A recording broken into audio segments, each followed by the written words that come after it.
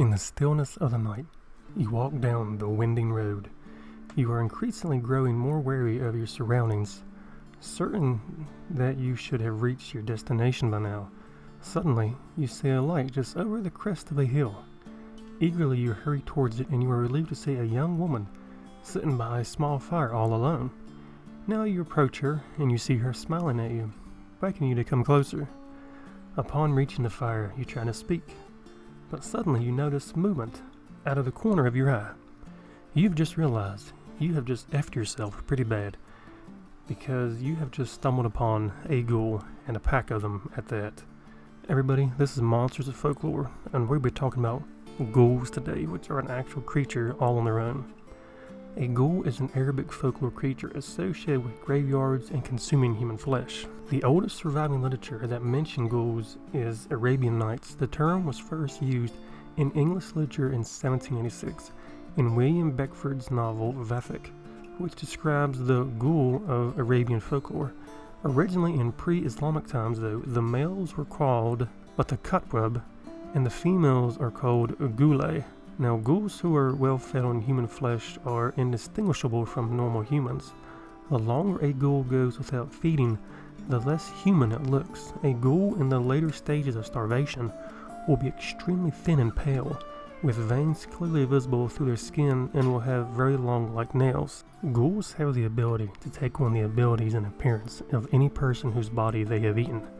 Some ancient stories claim that ghouls can also turn into jackals, hyenas, or other animals, but so far the ghoul's ability to take on animal form remains unverified. Ghouls also tend to be slightly stronger than humans. Ghouls must eat human flesh on a regular basis in order to survive. A ghoul who denies his hunger for flesh for too long will begin to suffer the physical effects of starvation, even if he eats other food, and will suffer mental deterioration. As the condition grows worse, the ghoul loses all semblance of humanity. There are several theories regarding the origin of ghouls. The three most common are that ghouls are a type of demon, the result of demon and human crossbreeding, or normal humans who suffer from an ancestral curse. The fact that ghouls are genetically indistinguishable from humans seems to suggest the latter, but the existence of shapeshifters who can mimic humans down to their cellular level means that it's impossible to rule out a demonic origin. Because ghouls are able to take on the form of any human whose flesh they have eaten, those who are careful to conceal their eating habits can operate in human society. Even if they are caught, ghouls are often initially mistaken for human cannibals, with their true nature only revealed when they are deprived of human flesh. Some civil rights activists have suggested that allowing an imprisoned ghoul to become a ravening beast due to hunger constitutes cruel and unusual punishment. However, the small number of these cases, mental deterioration of the affected prisoners, and disturbing nature of their alternative have prevented any real legal exploration of the question to date. In order to avoid starvation, a ghoul needs to consume an enormous amount of human flesh, and we're talking about 10 to 15 pounds per day.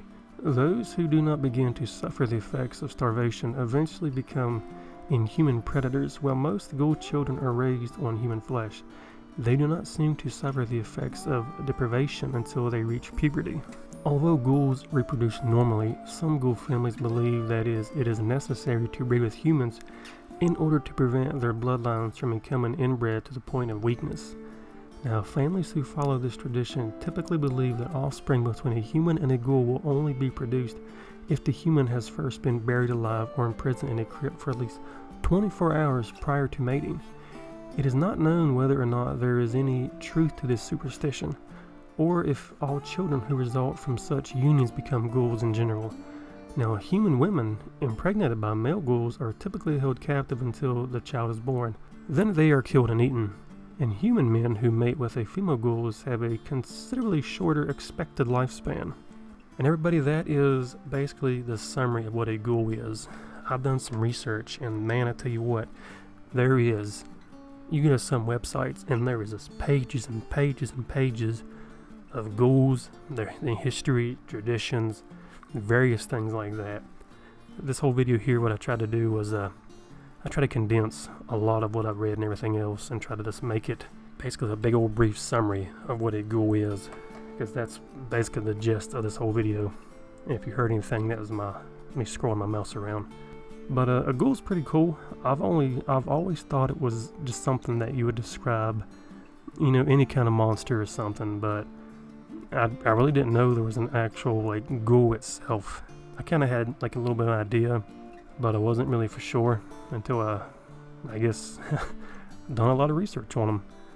They're pretty cool. They remind me kind of a Wendigo and the skinwalkers, I guess, like a cross between them when it comes like eating human flesh and just, you know, shape shifting and things like that. It's pretty cool. You know, the folklore around the world is interesting. But that's my take on a ghoul. You can give me your opinion if you want to. Maybe there's something that I could have missed. I mean, you can put in there for me and let me know.